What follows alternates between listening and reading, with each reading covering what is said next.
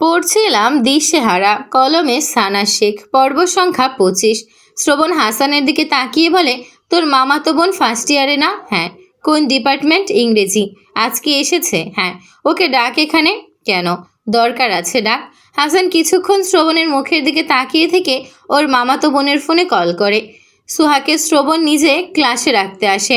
সবাই কেমন করে তাকিয়ে আছে দুজনের দিকে। শ্রবণ সুহাকে হাসানের মামতো বোন রিতার পাশে বসায়। ক্লাস থেকে বেরিয়ে যাওয়ার আগে আরও একবার বলে, কেউ কিছু বললে ভয় না পেয়ে আমাকে কল করবি। আর রিতা, তোমার কাছে তো আমার নাম্বার আছেই, ও না পারলে তুমি কল করবে। রিতা মাথা নেড়ে বলে, ঠিক আছে ভাইয়া, আপনি টেনশন করবেন না, আমি খেয়াল রাখবো ওর দিকে। শ্রবণ ক্লাস থেকে বেরিয়ে যায়। ওর সাথে সাথে পা মিলিয়ে হাসান নিজেও বেরিয়ে যায়। ক্লাসের সব মেয়েরা কৌতূহল নিয়ে সোহার দিকে তাকিয়ে আছে। মনের মধ্যে অনেক প্রশ্ন জমা হয়ে আছে, কিন্তু করতে পারছে না। রিতা নিজেও কৌতূহল দমাতে না পেরে বলে, সোহা। সোহা দরজার দিক থেকে দৃষ্টি সরিয়ে রিতার মুখের দিকে তাকিয়ে বলে, হ্যাঁ বলো। তুমি আর শ্রবণ ভাইয়া সত্যি সত্যি কাজিন? হ্যাঁ। তাহলে ভাইয়া সেদিন তোমাকে র্যাগিং করতে দিল কেন? করতে দেয়নি, সে নিজেই করেছিল। আস্তে আস্তে বললেও রিতা শুনতে পায়। বিস্ময় নিয়ে বলে, ভাইয়া নিজেই সেদিন র্যাগিং করেছিল? হ্যাঁ। তোমরা রিলেশন করে বিয়ে করছো? সোহা দুদিকে মাথা নেড়ে না বোঝায়। রিতা তাকিয়ে থাকে সোহার মুখের দিকে। আরও অনেক প্রশ্ন গিজগিজ করছে মাথায়, কিন্তু এত প্রশ্ন করলে সোহা কি মনে করবে এটা ভেবে করছে না। হাসানকে অনেক প্রশ্ন করেছিল গত রাতে। বজ্জাত ছেলে একটা প্রশ্নের উত্তর দিয়ে আর একটা প্রশ্নেরও উত্তর দেয়নি। উল্টো ওকে ছেলে রুমের বাইরে বের করে দিয়ে দরজা লাগিয়ে দিয়েছিল মুখের উপর। সোহার ক্লাস শেষ হলে শ্রবণ নিজে এসে ওকে নিয়ে যায়। শ্রবণের আজকে আর কোনো ক্লাস নেই। সোহাকে ফ্রন্ট সিটে বসিয়ে নিজে বসে ড্রাইভিং সিটে। বন্ধুদের কাছ থেকে বিদায় নিয়ে ছুটে চলে ফ্ল্যাটের দিকে। হাসান বাইক স্টার্ট দেবে এমন সময় তড়িঘড়ি করে রিতা এসে ওর বাইকের পেছনে উঠে বসে। বিরক্তিতে হাসানের কপাল ভ্রু কুঁচকে গেছে, যদিও হেলমেটের জন্য বোঝা যাচ্ছে না তা। সামনের দিকে দৃষ্টি রেখে চরম বিরক্তি সুরে বলে, তোকে বলেছি না আমার বাইকের পেছনে বসবি না। নামবো না। তুমি তো এখন বাড়িতেই যাবে, তাহলে আমাকে নিতে সমস্যা কোথায়? বাচালের বাচ্চা বাচাল, নাম আমার বাইক থেকে। তোর সঙ্গে বকবক করতে পারবো না আমি। তুমি আমার সামনে আমার আম্মুকে বাচাল বলছো, আবার 100 বার বলবো। তোর মায়ের সামনেই বলবো আবার, তোর মা বাচাল, সঙ্গে তুইও। নাম এখন। নামবো না। ধাক্কা দিয়ে ফেলে দেবো কিন্তু। দাও। হাসান ঘাড় ঘুরিয়ে রিতার মুখের দিকে দেখার চেষ্টা করে বলে, নাম বলছি। রিতা এক হাত হাসানের কাঁধের উপর রাখে। হাসান বাড়ি মেরে সরিয়ে দিয়ে বলে, ছবি না আমাকে, বজ্জাত ছেমড়ি। নাম বাইক থেকে। রিতা হাসানের কোমর জড়িয়ে ধরে সুর তুলে বলে, নামবো না। হাসান আশেপাশে নজর বোলায়। কয়েকজন তাকিয়ে আছে ওদের দিকে। বেশি কিছু না বলে বাইক স্টার্ট দিতে দিতে বলে, আজকে বাড়ি ফিরি তোর ঠ্যাং বেঁধে উল্টো করে ঝুলিয়ে রাখবো। রিতা মুখ ভেঙচি কাটে। হাসানের কোমর থেকে কাঁধের উপর এক হাত রেখে শক্ত করে বসে। গেট পেরিয়ে ভেতরে প্রবেশ করে হাসানের বাইক। রিতা বাইক থেকে নেমে বাড়ির ভেতরের দিকে এগিয়ে যায়। হাসান বাইক পার্ক করে নিজেও ভেতরের দিকে আগায়। ড্রয়িং রুমে আসতেই নানি আর মামির সঙ্গে দেখা হয়। হাসানের চেহারা দেখে ওর নানি ওর মুখের দিকে তাকিয়ে বলে, নানা ভাই, চেহারার এই হাল কেন? কি হয়েছে? হাসান চোখ মুখ গম্ভীর করে বলে, তোমার নাতনিকে বিয়ে দিয়ে বাড়ি থেকে বিদায় করার ব্যবস্থা করো দ্রুত। কেন? কি হয়েছে আবার? বড় হয়েছে, বিয়ে দিতে হবে না? বিয়ে দিয়ে দাও। পাত্র খুঁজে বের করো। ঠেকা পড়েনি আমার। কথাগুলো বলেই ধূপধাপ পা ফেলে নিজের রুমের দিকে এগিয়ে যায়। রিতার মা মিসেস রিমা শাশুড়ি মায়ের মুখের দিকে তাকিয়ে বলেন, আজকে এমন ক্ষেপে গেছে কেন? রিতা বোধহয় কিছু করেছে বা বলেছে। হতে পারে। কারো থেকে তো কারো জেদ কম না। 30 মিনিট পরেই নিচে নেমে আসে হাসান। পরনে ধূসর রঙের টি শার্ট আর ট্রাউজার। চুলগুলো ভেজা, এলোমেলো হয়ে আছে। গোসল সেরেই নিচে নেমে এসেছে। মিসেস রিমা রান্নাঘর থেকে তরকারি গরম করে নিয়ে ডাইনিং রুমে প্রবেশ করে। হাসান চেয়ারে বসে পানি পান করছে। রিতা এখনও আসেনি নিচে। মিসেস রিমা হাসানের জন্য খাবার বেড়ে দেন। হাসান মামির মুখের দিকে তাকিয়ে বলে, তুমি খেয়েছো? হ্যাঁ। নানু খেয়েছে, তুমি খাও। হাসান খাওয়া শুরু করে। মিসেস রিমা হাসানের মুখের দিকে তাকিয়ে থাকেন এক দৃষ্টে।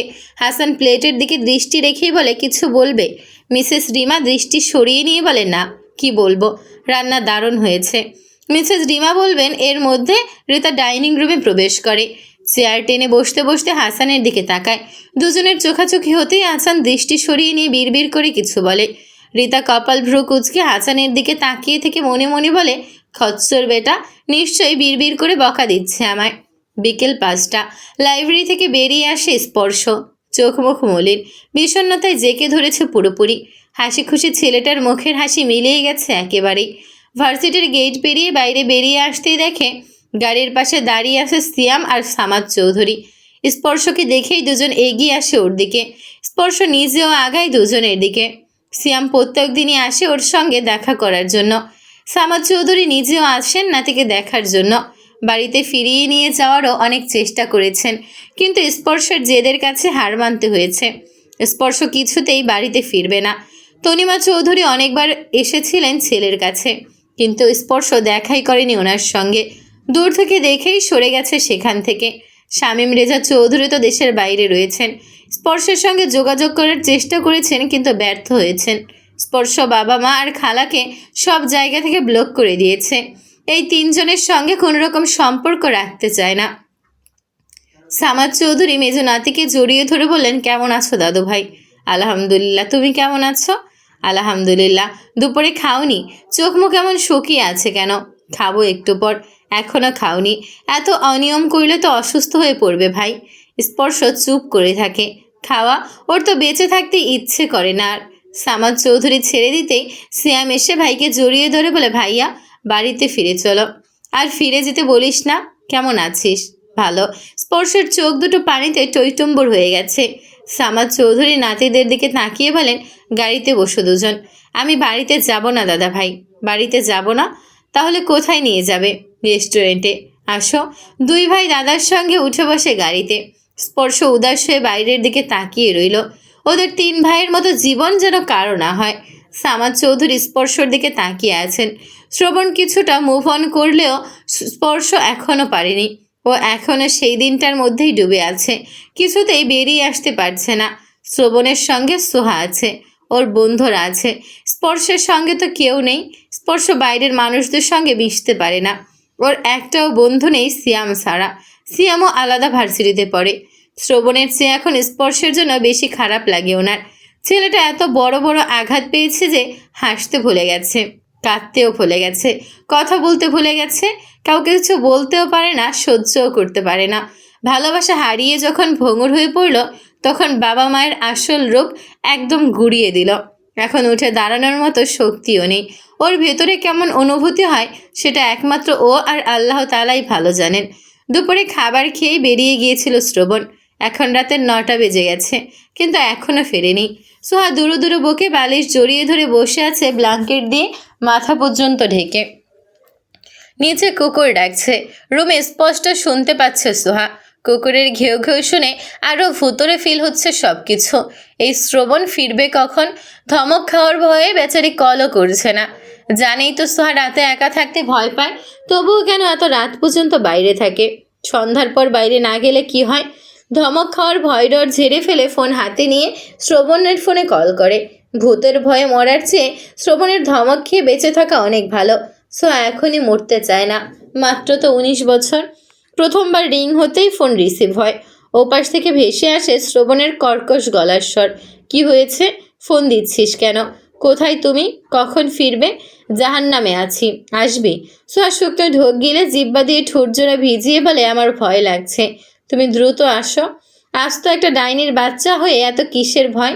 সামনে থেকে শ্রবণের গলার স্বর ভেসে আসায় মুখ তুলে দরজার দিকে তাকিয়ে দেখে শ্রবণ রুমে চলে এসেছে। সোহা কান থেকে ফোন নামিয়ে নেয়। শ্রবণ এমনভাবে তাকিয়ে আছে যে মনে হচ্ছে এখনই ওকে ধরে কাঁচা চিবিয়ে খেয়ে ফেলবে। শ্রবণ বিছানার দিকে এগিয়ে আসতেই সোহা পিছিয়ে যায় কিছুটা। শ্রবণ সোহাকে কিছু বলে না। পকেট থেকে ফোন বের করে রেখে শার্টের বোতাম খুলতে খুলতে সরে যায়। সোহা ফোঁস করে শ্বাস ছাড়ে। যাক বাবা, বেঁচে গেছে। বিছানা ছেড়ে নামে। তুমি ফ্রেশ হয়ে আসো, আমি খাবার গরম করছি। শ্রবণ প্যান্টের বেল্ট খুলতে খুলতে বলে, খেয়ে এসেছি আমি, তুই খেয়ে আয় দ্রুত। সোহা কিছু না বলে বেরিয়ে যায় রুম থেকে। শ্রবণ প্যান্ট খুলে ট্রাউজার পরে ওয়াশরুমে প্রবেশ করে। রাত বেশ গভীর, চারপাশ প্রায় নিস্তব্ধ। দূর থেকে দুই একটা গাড়ির শব্দ ভেসে আসছে, সঙ্গে নেড়ি কুকুরের হাঁকডাক।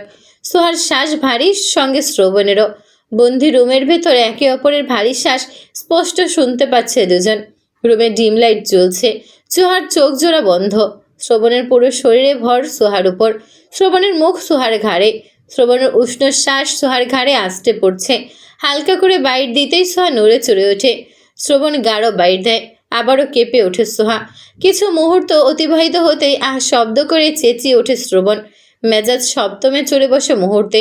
সোহার উপর থেকে সরে উঠে বসে নিজের গাল চেপে ধরে হাত দিয়ে গালি দিয়ে বলে, কুত্তার বাচ্চা, কি বাল পড়ছস নাকে। বিছানা ছেড়ে নেমে দাঁড়ায়। মেইন লাইট অন করে সোহার দিকে তাকিয়ে আবার গালি দিয়ে বলে, ডাইনির বাচ্চা, রাক্ষসী, আমার গালের মাংস খাওয়ার জন্য ওই চ্যাট দিয়ে রাখছিস নাকে। ওই বাল এখনই খোল নাক থেকে। ড্রেসিং টেবিলের সামনে এসে দাঁড়ায়।